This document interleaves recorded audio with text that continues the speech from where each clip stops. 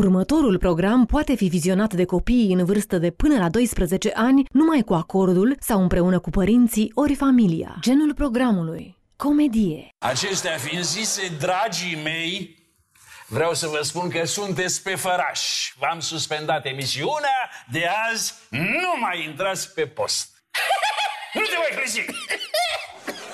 Și să nu mai trimis pe nevastă ta la mine să bocească ca să mă răzgândesc. Audiență 0,4. Am mai crescut. Gura! Dacă facem noi un casting și găsim lui Chris o coprezentatoare. Bă, dar una bună rău de tot să bălească ăștia când o văd la televizor. Schimbăm decorul un pic pe aici, pe acolo, pe genunchi așa repede, fără prea mulți bani.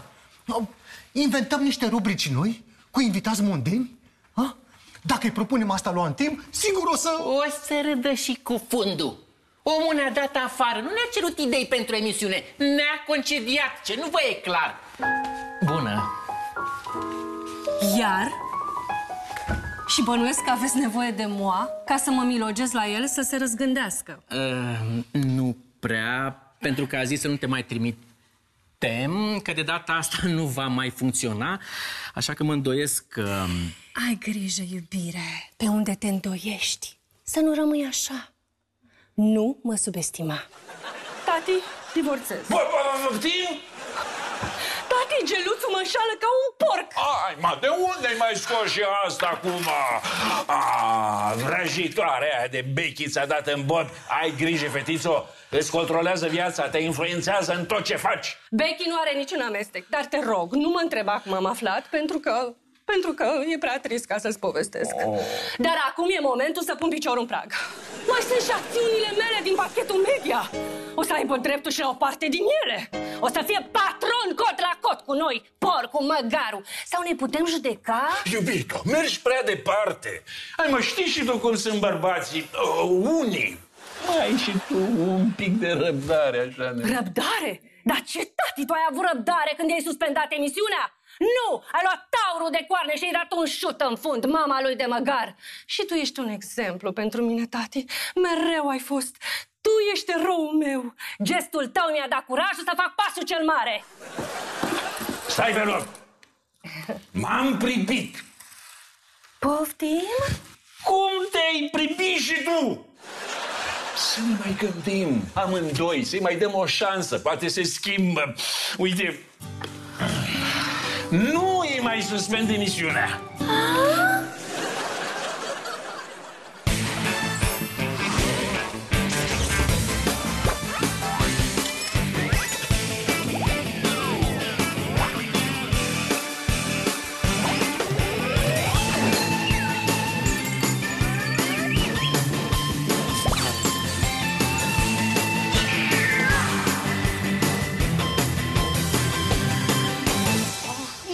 Măsii și viața măsii! Mai bine ne dădeam demisia cu toții și gata! Să ne scoate, doamne, de pe post, să ne arunce la... Aumerand! Și ce dacă nu se mai face ce? Ce? E sfârșitul lumii? Ce să spun? S-au dus 3 ani din viața mea.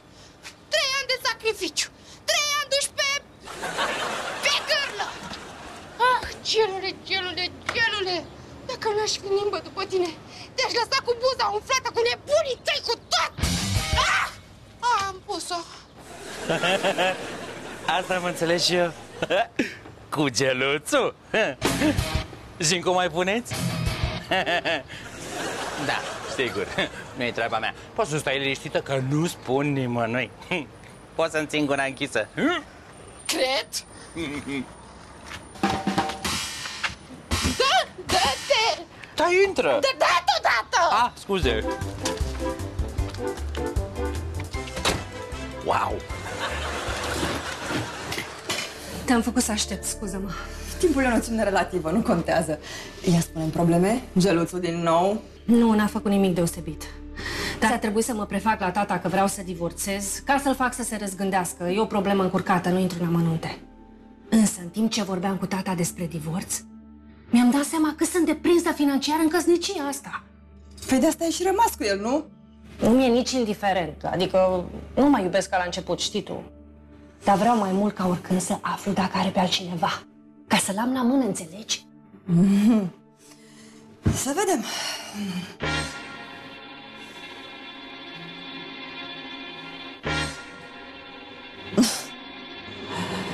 E cineva de la muncă.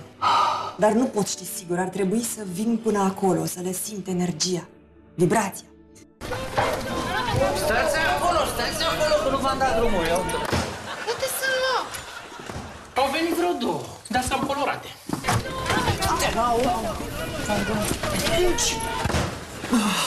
Doamne, iartă-mă, se întâmplă! E casting pentru coprezentatoarea vreo aia paranormală. Păi, m-a luat la mișto? Dă-mi o pastilă să mă trezesc. Nu. Adică eu o să prezint cu o pirandă? Ce știri avem? Mondene. Bianca și-a rupt unghia. Sânziana și-a pierdut câinele. Andreea mănâncă un covric pe stradă. Da, nu? Vezi ce viață palpitantă a mondenii? Dar chiar așa, mă. Ce faci într-o zi dacă ești vip de ăsta fără serviciu? Nu ai fost, dragă, atentă. Uite, îți rupi unghia, îți pierzi câinele și ți-l găsește altul cu covrigul în coadă. Bă, bate joc de mine, astea sunt știri. Găsește tu altele mai interesante. Adică după ce că trebuie să găsești și sponsor, trebuie să găsești și știri?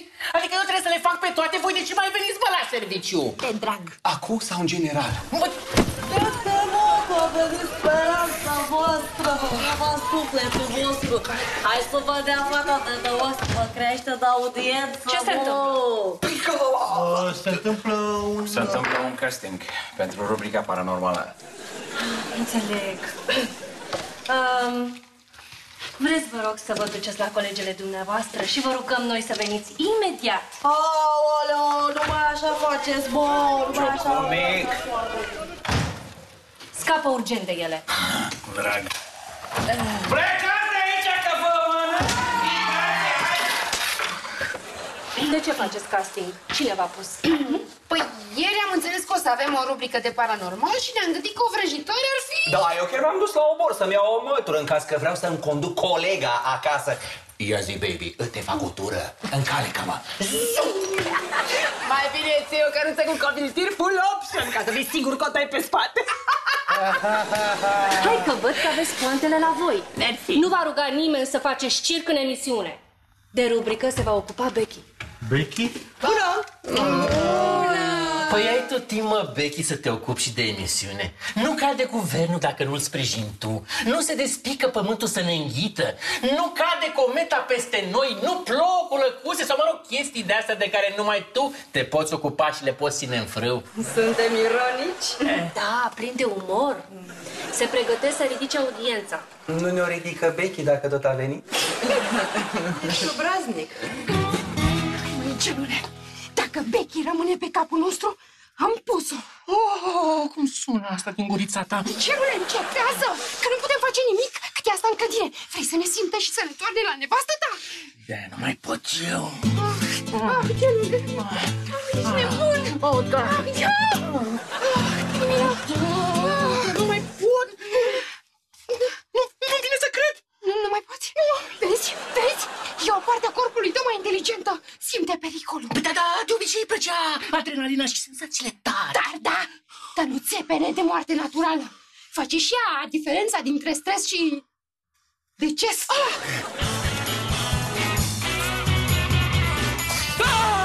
Jur că n-am făcut nimic cu nimeni, doar aranjam puțin recuzita și mă ștergeam de praf. Stai să fă niște... Că e gheta, uite, vezi? Uite. Ce? Tu vrei să mă omori de inimă? Eu nu, am treaba. Hai cu mine până în decor ca să mă ajut la ceva. Vino încoace. Vino încoace că ți-arăt. Am treabă. Ia uite grenada! Mă întorc imediat. Băi, stai că... Stai! Stai că...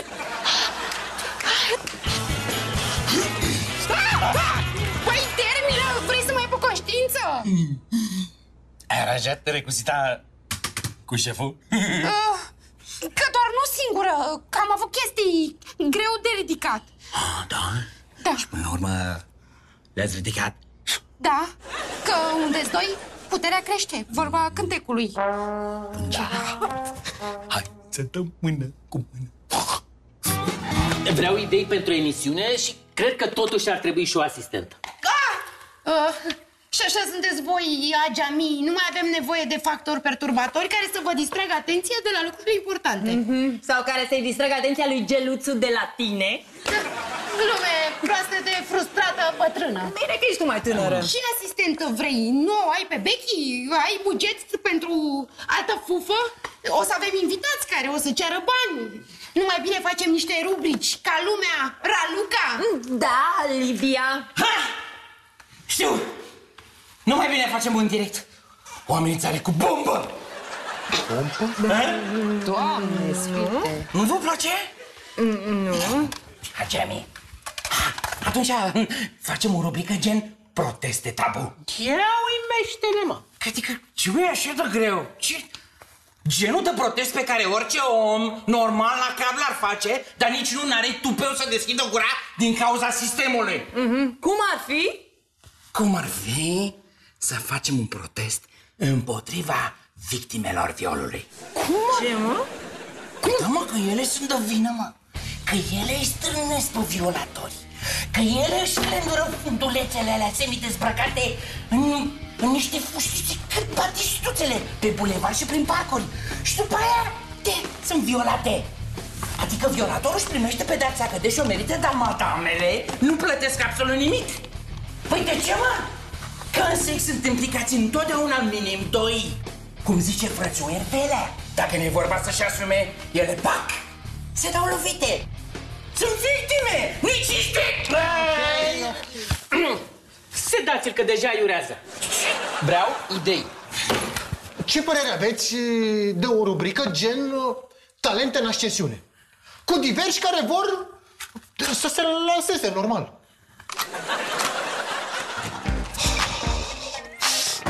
Guriță, mamen, pensează-mă, please.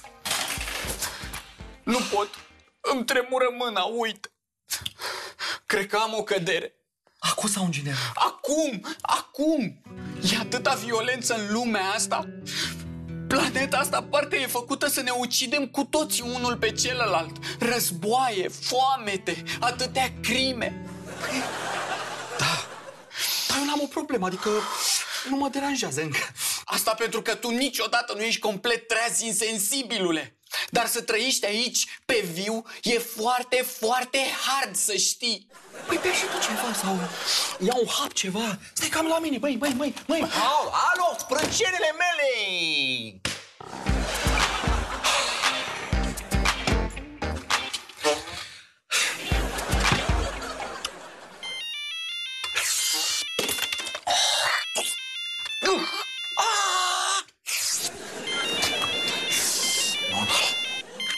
Da, îi răspund. Mai greu, că e viața grea. Da, sunt atâtea războaie, atâtea foamete, mamă, în lume. E greu, ce să... Te rog frumos să nu te victimizezi. Mama, te rog să nu mă lua așa, te rog. Să știi că ți închid. Chiar îți închid, uite acum ți închid. Mi-a închis. Mi-a...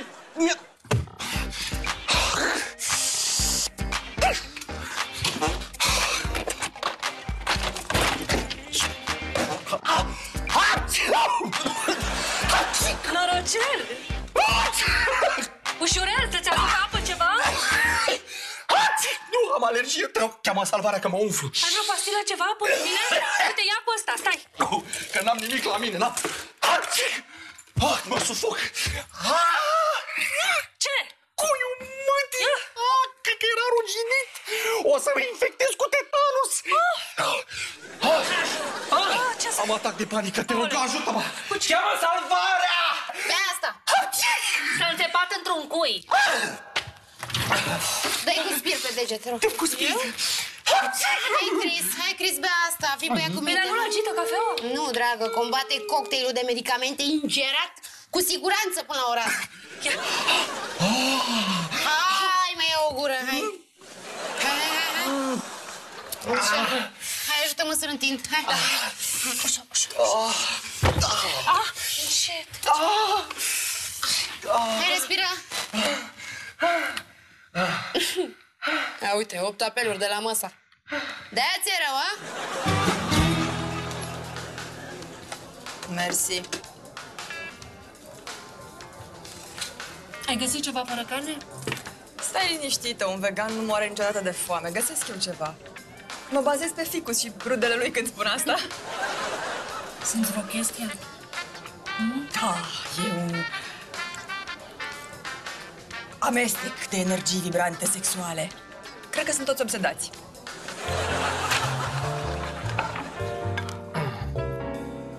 Costume? Becky a zis că se îmbracă ea. Eu oricum nu știu care e trendul la clarvăzătoare. Iar cu Chris mă descurc. Subiecte! Te rog. Bianca și-a pus altă unghie. Da. Sânziana și-a găsit câinele și l-a vopsit roz. Da. Păi nu pot să cred așa ceva. Asta este tot ceea ce au făcut interesant mondenii azi. Și ieri. Invitați. Avem Da? 3 promisiuni. Bianca, cu unghia. Oana și Liviu, dar nu știm sigur care e Liviu. Liviu Puștiu, Liviu Dragnea, Liviu Guță sau Liviu Vârciu. Că Anarhie mi-a dat numărul și nu știa nici el al cui e. Poate al lui Rebreanu. Poate. Și tu n-ai sunat pe numărul ăla? Bă, da, normal că am sunat. Și mi-a răspuns un tip drăguț, amabil, care mi-a promis că vine. Dar nu știm cine e. Bă, voi faceți mișto de mine? Nu, măcar să vină. Da, fără bani, sta pe șanse. Sponsor? Sponsor? Pe dracu, suntem pe targă. Oricât ați încercat tot să contraziceți evidența, e clar că Becky e cea mai bună variantă ever. Argumente. Poate prezice viitorul în direct? Face horoscopul? E amabilă, spontană? Tot ce nu e Chris. Ei doi se vor completa perfect. Auzi, Chris, nu se poate completa decât cu măsa. Se poate ocupa de feng-shui-ul decorului și de karma postului. În general, Auzi? Becky... Bani poate să aducă. Indirect, poate să-ți aducă clienți de publicitate. Și cred că dacă se forțează puțin, poate să crească și audiența tati.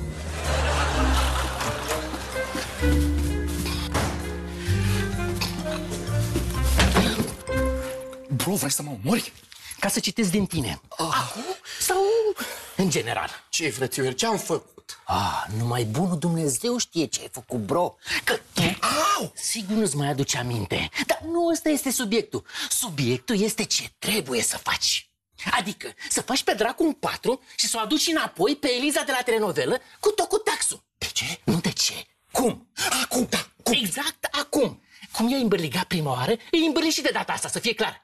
Păi nu, stai puțin că nu mi-aduc aminte ce am vorbit atunci. Că atunci era atunci, acum atunci aveam un cocktail de pastiluțe multe în corp și multe substanțe și... Păi e simplu, mamen. Refă cocktailul, că poate îți revine memoria. Asta e. Dar nu mai știu combinația. Păi află prin încercări succesive. Succes! Păi stai. E periculos, mă expun. Păi știi ceva, Chris? Ia hai că mă enervezi. Adu-o pe Eliza înapoi. De fapt, știi ce? Mi se rupe de Eliza. Adu-l pe taxul cu tot cu banii lui. Doamne, am pierdut un sponsor cel mai valoros din viață. Ce-i fi luat? Nu contă. Ce tâmpenia asta chinezească fără alcool. Am pierdut bani, am pierdut bani, am pierdut. Ce fac? Ce să iau ca să aduc banii înapoi? Tot agitat? Vrei să chem pe cineva cu o cafea ca să te relaxezi, poate? Nu, mulțumesc, ești foarte drăguță. De fapt, ești foarte bună cu mine. Apreciez asta, să știi. Da? Și pot să te ajut cu ceva? Da. L-am supărat pe Geluțu. Ei, lasă că nu o fi foc. Și el supără pe toată lumea. Nu, acum e groasă, chiar am supărat, am fost, mi-e greu să recunosc, un mare bou, cu cireadă cu toată. De ce? Păi, am pierdut un sponsor important. Cum așa? Păi uite așa, deci e o fată la telenovelă, un pubucel de fetiță frumușică cu care am avut o aventură. Treci peste pentru că nu mă interesează viața ta amoroasă. Decât dacă m-ar include pe mine. Glumeam. Păi, nu mai glume, că m-a agit suplimentar degeaba, știi? Deci să-ți povestesc cum a fost. Stai jos. Povestește.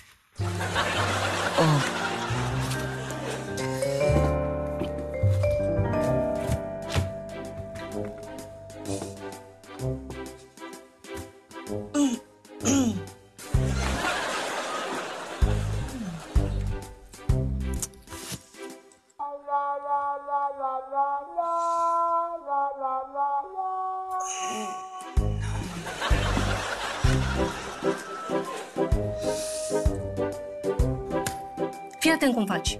Te duci la Eliza asta, cu atenție, și încerci să vorbești omenește cu ea. Dar fără harfe de fante obosit și aere de Casanova. Te duci în interes strict profesional. Și e important să faci distincția asta.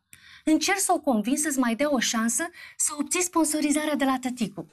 Îi spui cât de mult îl admiri și îl respecti și ai refuzat pentru că te-au copleșit emoțiile, te-ai pierdut cu firea, dar acum pentru că ți-ai revenit, ți-ai dat seama cât de mult vrei să-ți asociezi imaginea cu brandul lui tăticu. La nevoie o implori.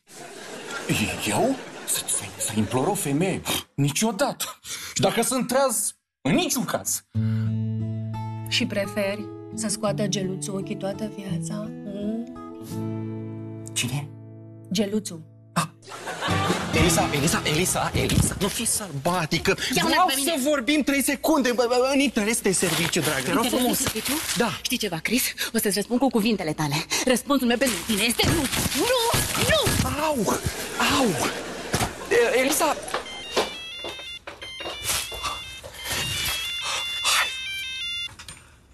Da, Maria ta. Da, vin acum vin. Acum.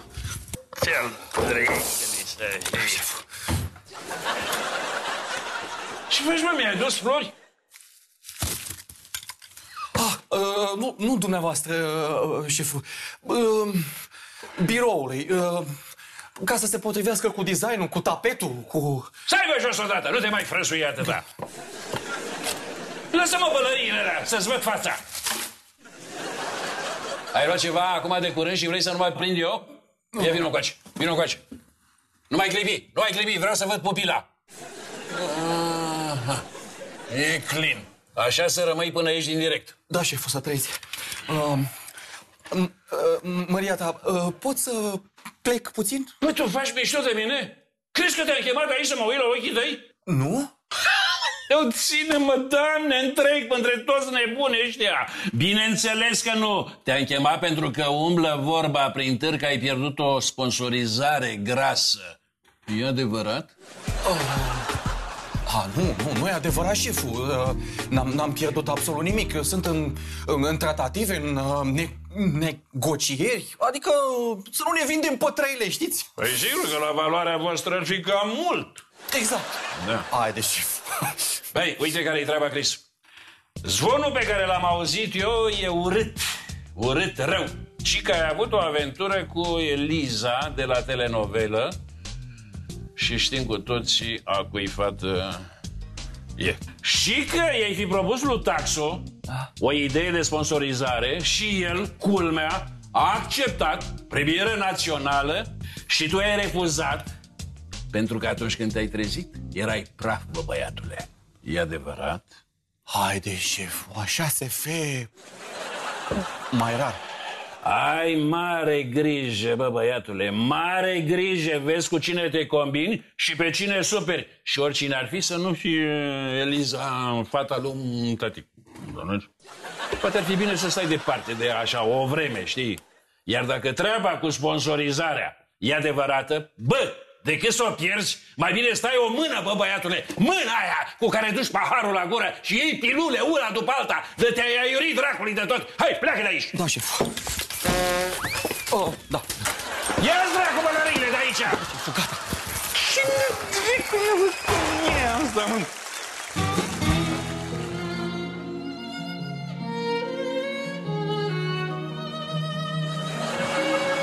Anarhie, bagă-mi și mie asta în prompter.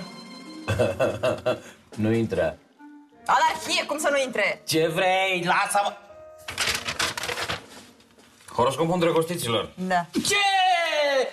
Ce horoscopul îndrăgostiților? Uite. E una din contribuțiile mele la emisiune, dar vă asigur că o să iasă foarte bine.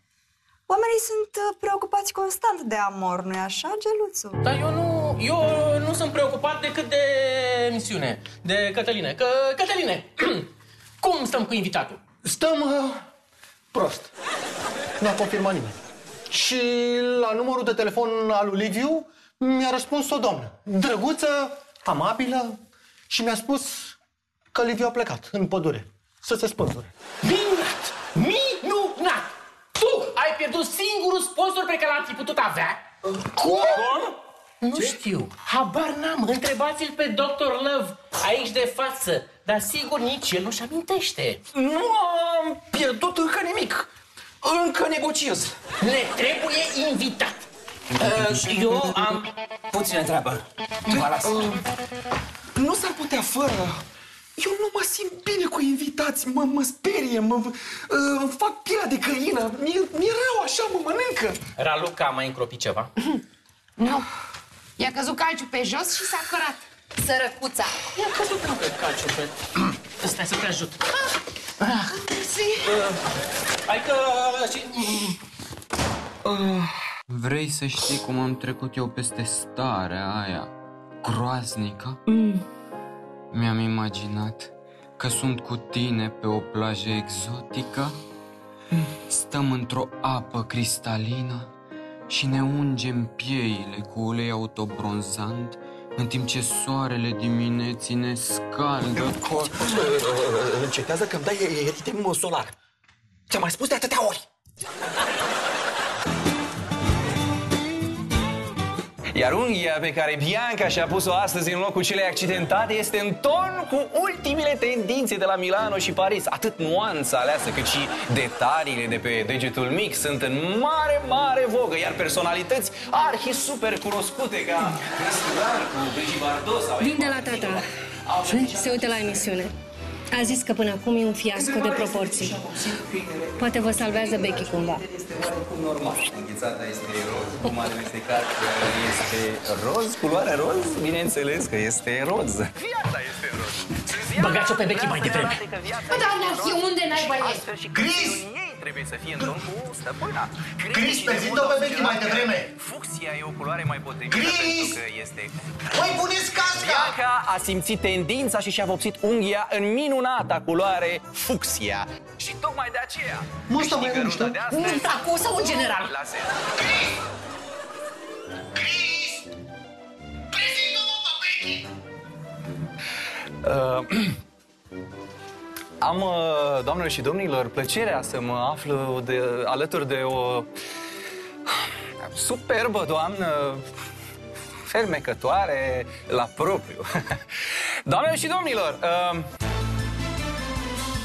Becky Vraciu, clarvăzătoare, prezicătoare, care vă va prezenta horoscopul îndrăgostiților.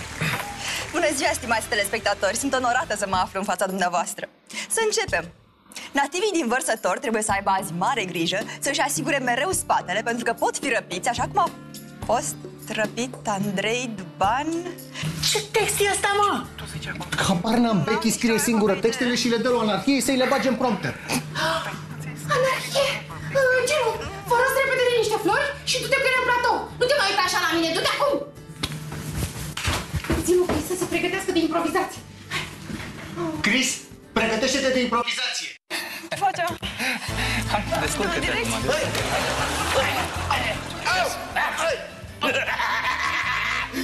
Avem invitat. Ce? Suntem în direct!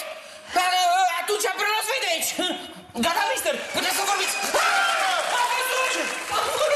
Ce e aici, mă? Unde sunt? Bă, voi vă bateți joc de mine, mă! Nu, noi nu ne permitem să ne batem joc. Ce faceți? Vă rugăm să ne scuzați că... Aoleu! Unde sunt? Farsă! Spune lui Cris să zică că a fost o farsă! Cris, a fost o farsă. Ce, mă? A fost o farsă, Cris. Andrei, a fost o farsă. Cum îl cheamă? Ce farsă, mă? Andrei Duban. A fost o farsă. Surpriză! Bă, voi vă bateți joc de mine? Vreți să vă calc pe toți în picioare? A fost o farsă, domnul Duban. Suntem onorați că ați venit la noi în platou. Vă rog, un buc... Păi cu ce să le iau, mă? Sunteți puțin legat. Anarhie! Ce-ai făcut? Ce-am făcut? V-am făcut rost de invitat. V-am salvat fundurile. Hai să vă rotiți așa, ia uite, dar ce frumos vă rotiți. Se vede că ați fost la scenă în ultimul timp. Stai, mă, că am amețit invers acum. Nu, așa, invers. Așa, invers, nu, așa. Păi nu te mai spune, mă, după mine, că te pocnesc. Așa, bă, ca să de la spatele meu, că-ți trag un cap în gură. Stați un pic. Ce e? Păreți mult mai decât la televizor. Nu vine să să cred că i-a plăcut lui tata tâmpenia asta cu farsa. Ce? Cum adică, mă, voi luați mie pâinea de la gură, voi faceți farse acum? Și flori, tu îmi dai mie flori? Bă, tu nu știi că eu sunt ăla care dau florile? Bă, tocmai de-aia zic că... Tocmai de-aia ce? Adică... Bă, unde e caseria, mă? Tu știți cât costă o zi de filmare la mine? Zi-mă unde e caseria! Bună asta! Ce bună? V-am zis eu, cele mai bune, asta cel mai nou bag, nu? Nu. Nu?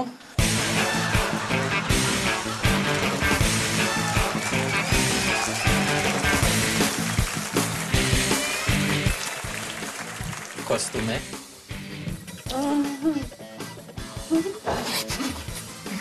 Deci tu uită ce ești aici, am impresia că... Deci ai uitat de ce ești aici. Și a fost prima care s-a înfipt.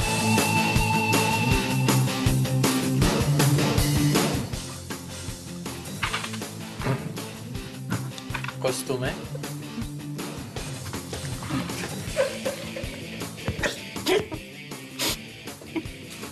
Sunt așa sexy când mușchi din chiflă. Poți să joci cu un pahar cu apă? Treaba asta? Nu este problema el. Ce rău ești, mă, Uite, uite. Dai să trecem peste, vă rog. Păi noi trecem, da. Noi, da, tu trebuie să treci și noi suntem ok.